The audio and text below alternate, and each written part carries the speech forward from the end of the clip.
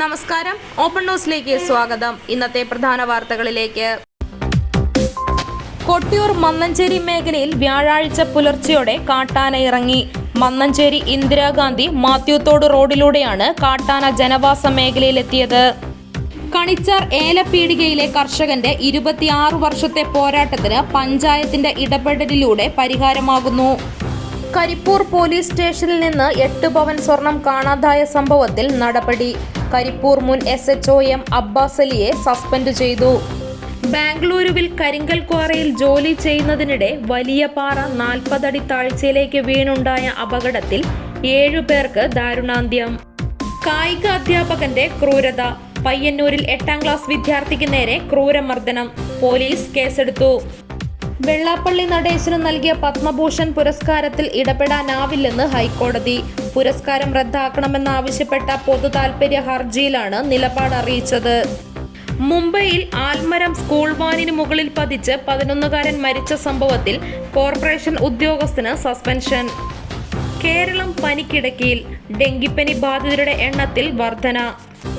ഭൂട്ടാനിൽ നിന്ന് നികുതി വെട്ടിച്ച് വാഹനം കടത്തിയ കേസിൽ അന്വേഷണ സംഘം ദുൽഖറിനെ വീണ്ടും ചോദ്യം ചെയ്തേക്കും. ഭൂട്ടാനിൽ നിന്ന് കടത്തിയ വാഹനങ്ങൾ കൂടുതൽ ദുൽഖറിന്റെ പക്കലെന്ന് കസ്റ്റംസ് പറയുന്നു. കോഴിക്കോട് ഓൺലൈൻ സാമ്പത്തിക തട്ടിപ്പിലൂടെ രാമനാട്ടുകര സ്വദേശിക്കും ഭാര്യയ്ക്കും 1 കോടിയോളം രൂപ നഷ്ടപ്പെട്ട കേസിലെ പ്രതിയെ പോലീസ് കസ്റ്റഡിയിൽ വാങ്ങി. സംസ്ഥാനത്ത് ശക്തമായ മഴ തുടരാൻ സാധ്യത. സീസണിലെ ആദ്യ ന്യൂനമർദ്ദം ബംഗാൾ ഉൾക്കടലിൽ ഒഡീഷ പശ്ചിമ ബംഗാൾ തീരത്ത് രൂപപ്പെട്ടു.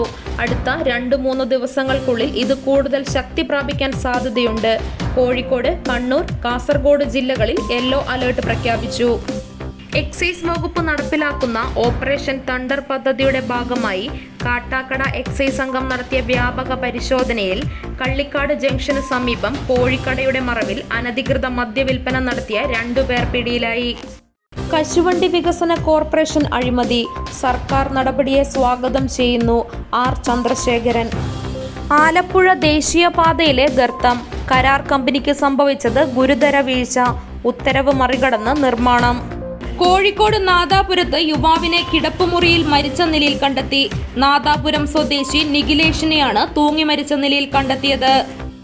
അയൽവാസിയുമായി തർക്കത്തെ തുടർന്ന് കൈത്തണ്ട മുറിച്ച് കിണറ്റിൽ ചാടിയ വയോധികൻ മരിച്ചു. പത്തനംതിട്ട അടൂർ പള്ളിക്കൽ ജുവൽ വീട്ടിൽ വാസുദേവനാണ് മരിച്ചത്. 65 വയസ്സായിരുന്നു. തിരുവനന്തപുരം നെടുമങ്ങാട് 1.5 വയസ്സുകാരൻ രണ്ടാനച്ഛന്റെ മർദ്ദനമേറ്റ് മരിക്കാനിടയായ സംഭവത്തിൽ ജില്ലാ ശിശു സംരക്ഷണ ഓഫീസ് ജീവനക്കാരനെ പിരിച്ചുവിട്ടെന്ന് സർക്കാർ ഹൈക്കോടതിയെ അറിയിച്ചു.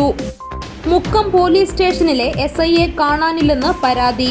ബാലുശ്ശേരി പൂന്നത്ത് സ്വദേശി അബ്ദുൾ റഷീദിനെയാണ് കാണാതായത്. കോളയാട് ആലച്ചേരി കുന്നുമ്മൽ വീട്ടിൽ മുണ്ടിയത്ത് പ്രകാശൻ നിര്യാതനായി. 55 വയസ്സായിരുന്നു. സംസ്കാരം പിന്നീട്. അടയ്ക്കാത്തോട് ശാന്തിഗിരിയിലെ പരത്തനാൽ തോമസിന്റെ ഭാര്യ റോസമ്മ നിര്യാതയായി. 63 വയസ്സായിരുന്നു. സംസ്കാരം പിന്നീട്. പേരാവൂർ നമ്പിയോടിലെ അരക്കൽ ചന്ദ്രൻ നിര്യാതനായി. 64 വയസ്സായിരുന്നു. പായം പൂതക്കുണ്ടിലെ കുറ്റ്യാടൻ ചന്ദ്രൻ നിര്യാതനായി. 68 വയസ്സായിരുന്നു. ഇന്നത്തെ സ്വർണം വെള്ളി നിരക്കുകൾ. ഗ്രാമിന് 275 രൂപ കൂടി 13,180 രൂപയും പവന് 2,200 രൂപ കൂടി 1,05,440 രൂപയുമായി. വെള്ളിക്ക് 250 രൂപയുമായി. കേളകത്തെ ഇന്നത്തെ വില നിലവാരം. റബ്ബർ 265, ലോട്ട് 250, ഒട്ടുപാൽ 150, കുരുമുളക് 675, അടയ്ക്ക 370, തേങ്ങ 45, കാപ്പിക്കുരു 200, ചിരട്ടപ്പാൽ 140, കൊക്കോ 70, പുളി 160. ഇതോടുകൂടി ഇന്നത്തെ വാർത്താ ബുള്ളറ്റിൻ അവസാനിച്ചു. നന്ദി.